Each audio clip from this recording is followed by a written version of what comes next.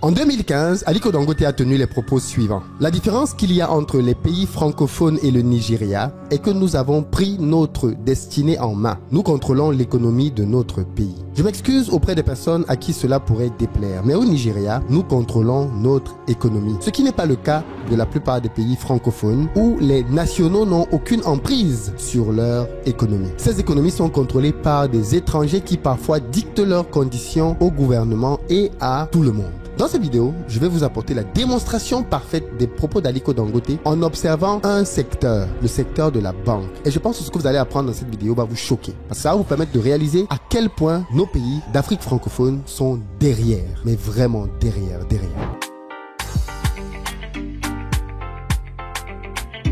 Salut à toi, bienvenue sur ma chaîne, moi c'est Philippe Simo. Et si je te parle de business concret, de développement du continent africain. Donc si tu es nouveau ici et que ça t'intéresse, abonne-toi. Ça y est les amis, mon livre est désormais disponible. L'urgence d'entreprendre en Afrique. Si c'est une thématique qui vous intéresse, dans la barre de description, vous pouvez vous en procurer un directement. Dans ce livre-là, je vous explique en 3 grandes étapes pourquoi j'ai laissé une carrière florissante en Europe pour rentrer faire du business en Afrique, comment faire pour vous lancer en Afrique, et bien évidemment, en dernière partie, je vous parle des obstacles auxquels il faut vous attendre, mais surtout, comment les contourner. C'est un livre, je pense, qui vaut le détour. D'ailleurs, les amis qui êtes aux États-Unis et au Canada, si vous voulez vous procurer le livre, vous pouvez l'avoir bien évidemment sur Amazon. Mais si vous voulez par exemple une dédicace, je vous donne rendez-vous le 14 à Montréal et le 21 au Maryland. Vous avez les liens dans la barre de description et on va parler de business concret. On va voir dans une première partie comment gagner de l'argent là où vous êtes parce que c'est important que la diaspora soit puissante et forte là où elle est.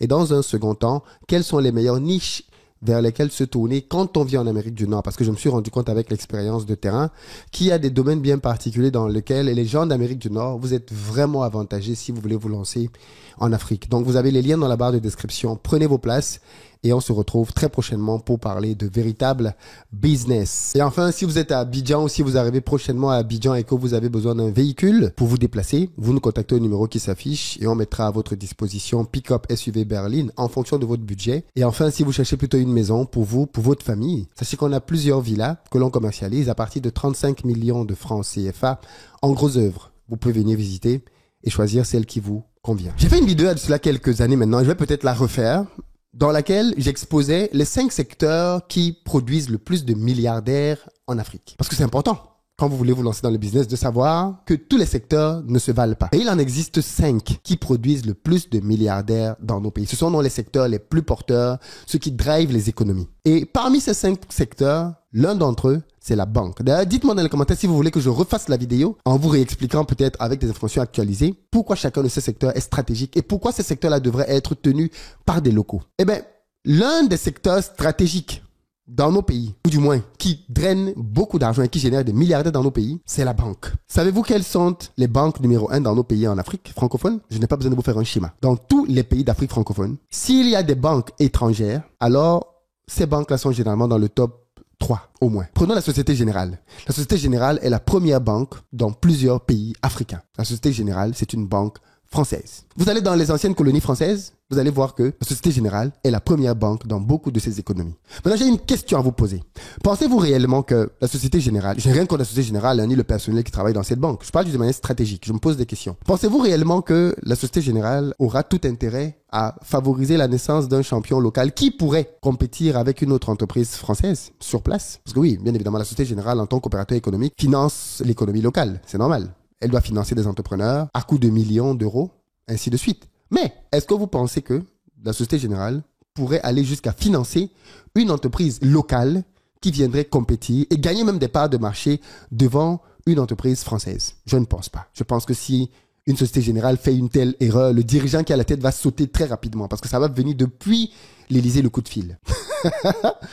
J'ai envie de dire, attention, c'est normal. Le monde, c'est pas les bisounours, les amis. C'est pas on vit dans un monde de naïfs, là, il faut croire que tout le monde est gentil, les gens s'aiment, on fait la bise, non, c'est pas comme ça le monde. Le monde est régi par des intérêts. Point à la ligne. La Société Générale est dans nos pays parce qu'elle trouve ses intérêts à être là, mais aussi parce qu'elle défend les intérêts de la France. Bien sûr, ne soyez pas naïfs. C'est valable pour la Société Générale, c'est valable pour les autres multinationales. Vous n'allez pas avoir une multinationale qui arrive dans un pays et est contre les intérêts de son pays d'origine. Non, puisque quand une multinationale arrive dans un pays, Elle a le soutien de son gouvernement. Mais bien sûr, c'est d'abord politique avant d'être économique. Quand la Société Générale arrive dans nos pays en Afrique, pourquoi la Société Générale n'est pas implantée dans beaucoup de pays anglophones? Parce qu'il n'y a pas le passé colonial qui lie ces pays anglophones-là à la société, à la France. Et donc, du coup, pourquoi les entreprises françaises sont très présentes dans beaucoup de pays francophones? Et ce n'est que maintenant qu'elles sont en train de travailler pour aller vers les marchés anglophones. Il y a un passif qui a justifié leur présence. Et le secret Aliko Dangote ici dit, c'est que, à cause de ce passif-là, en tout cas, il ne fait peut-être pas le lien, mais il dit en tout cas que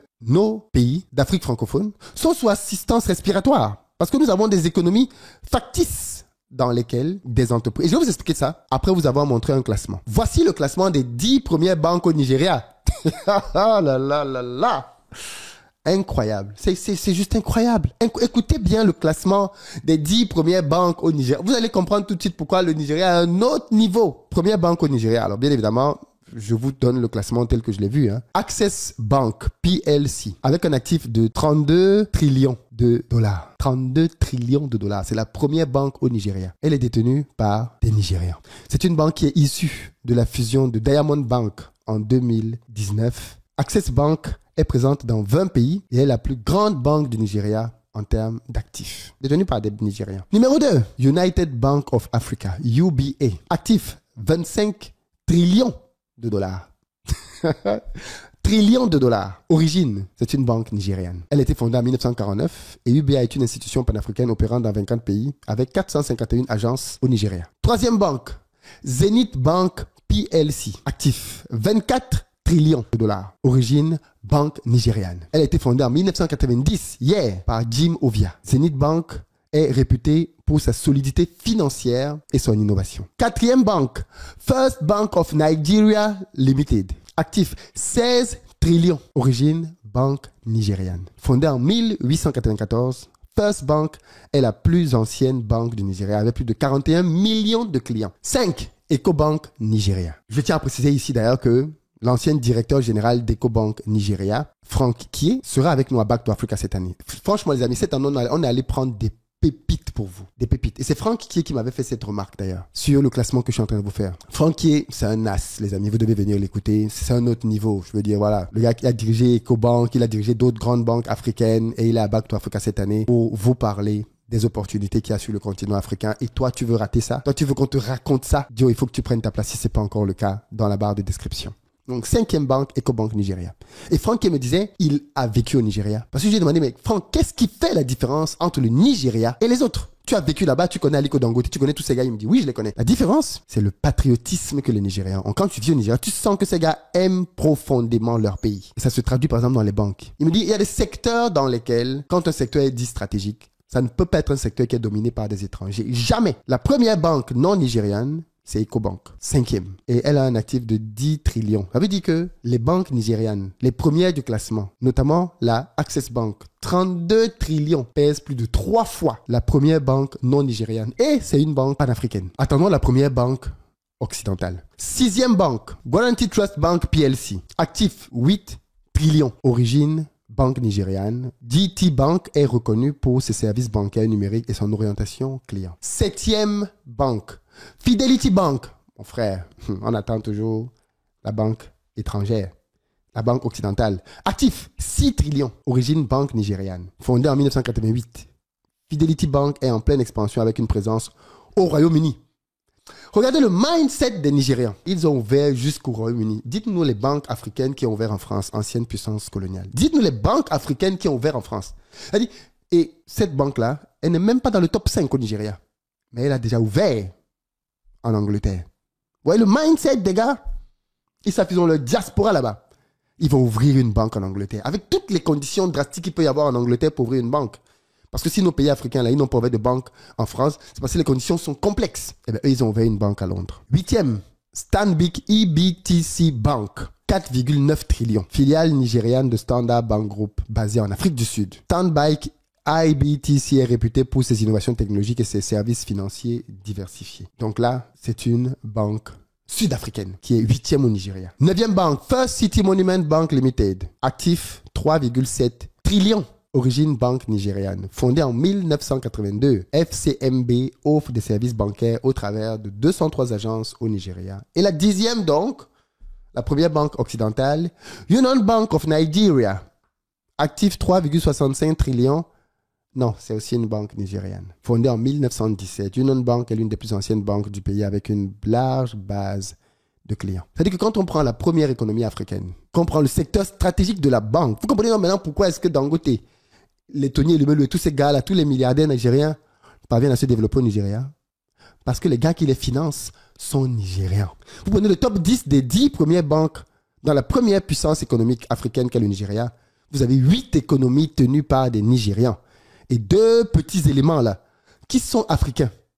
Il n'y a aucune banque étrangère non africaine dans le top 10 au Nigeria. Vous comprenez maintenant pourquoi Aliko Dangote dit qu'au Nigeria, l'économie est tenue par des Nigérians. Regardez les pays d'Afrique francophone. Donnez-moi le pays que vous voulez, le top 3. Dites-moi si la Société Générale n'est pas dedans. Dites-moi, Cameroun, Côte d'Ivoire, dans certains pays, la Société Générale est même numéro 1. Dites-moi dans quel pays francophone la Société Générale n'est pas dans le top 3. Une fois de plus, je parle d'un fait. C'est tout. Dangote dit, ça c'est l'origine du problème. C'est que vous ne tenez pas vos économies. Quand la première banque d'un pays est étrangère, vous pensez qu'elle n'a pas de moyens de mettre la pression sur les dirigeants politiques. Vous pensez qu'elle n'a pas le moyen de s'imposer à la table de certaines négociations. On a un événement en Afrique qui s'appelle Africa CEO Forum. Quand vous allez à cet événement, il y a beaucoup d'entrepreneurs là-bas, mais il y a tellement de noms noirs qui sont à la tête de grandes entreprises en Afrique. Une fois de plus, je ne reproche pas aux entrepreneurs d'avoir réussi en Afrique. Ils ont du mérite. Je parle juste d'un constat. Comment se fait-il que des secteurs stratégiques dans nos économies soient tenus par des étrangers? Comment cela se fait-il? Question. En tout cas, Dangote avait raison. Et je vais le démontrer dans une prochaine vidéo. Chiffre à l'appui. Alors, j'ai parlé de trillions tout à l'heure et peut-être que pour vous, ce n'était pas très clair. Soyons donc factuels. Quand je parle de trillions, 1 trillion, c'est 1000 milliards. Donc, quand je dis, par exemple, 3 trillions, c'est 3000 milliards. Pour exemple, la Société Générale est la première banque en Côte d'Ivoire, avec un actif estimé à près de 3 trillions. Bon, on ne compare pas les marchés, bien évidemment, parce que la Côte d'Ivoire, la Société Générale ne serait pas dans le top 10 au Nigeria. C'est la première banque de Côte d'Ivoire. Et c'est une succursale, bien évidemment, de la Société Générale, qui est une banque française. Mais attention, la Société Générale est aussi numéro 1 au Cameroun. D'après un récent classement, produit en mars 2025, la Société Générale occupait la première place avec près de 15,39% des parts de marché, suivi de la Commercial Bank Cameroun CBC. D'encore, la Société Générale est numéro 1. Pareil au Sénégal, la Société Générale est numéro 1. Alors en fonction des classements, parfois elle est deuxième, parfois elle est première. Le dernier classement que j'ai vu, elle était repassée première. En tous les cas, elle est dans le top 3 dans tous nos pays là où elle est. Ça en dit long. Qu'est-ce que ça vous inspire? Dans les commentaires. J'ai hâte de vous lire.